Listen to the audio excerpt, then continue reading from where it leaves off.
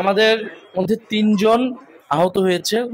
আসার সময় গাড়ি বহরে তো হামলা করা হয়েছে, ককটেল মারা হয়েছে এবং আমাদের ৬টা গাড়ি ক্ষতিগ্রস্ত হয়েছে।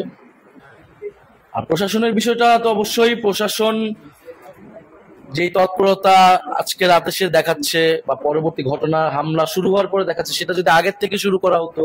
কারণ যেহেতু গোপালগঞ্জে নিয়ে এই ধরনের একটা আশঙ্কা ছিল, আমরা তো সভা সমাবেশ করার অধিকার বাংলাদেশের সব জায়গায় আছে, গণতান্ত্রিকভাবে শান্তিপূর্ণভাবে। আমরা তো সেই জায়গা থেকে গিয়েছিলাম এবং গোপালগঞ্জ তো বাংলাদেশের বাইরে না, কেন গোপালগঞ্জে প্রোগ্রাম করা যাবে না, এবং সেটা নিশ্চিত করার দায়িত্ব ছিল প্রশাসনের, সরকারের।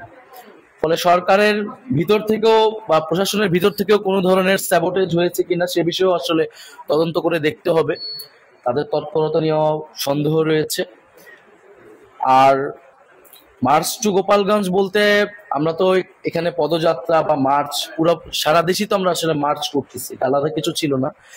আমি তো প্রথমেই বললাম গোপালগঞ্জের প্রোগ্রাম 16 তারিখে প্রোগ্রাম হবে, এটা আমাদের অনেক আগে 15-20 দিন আগে আমাদের এটা ঠিক করা। এটার সেই ধারাবাহিকতা এটা ছিল, এটা আলাদা কিছু ছিল না। বরং এখানে আওয়ামী লীগ আসলে এটা অনেকদিন ধরে পরিকল্পনা করে এই ঘটনাটা ঘটিয়েছে।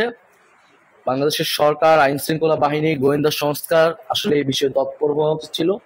একটা রাজনৈতিক দল তাদের প্রধান নেতৃবৃন্দ একটা জায়গায় যাচ্ছেন, সেই নিরাপত্তা দেওয়ার জন্য তাদের সর্ব ধরনের উদ্যোগ আসলে নেওয়া উচিত ছিল।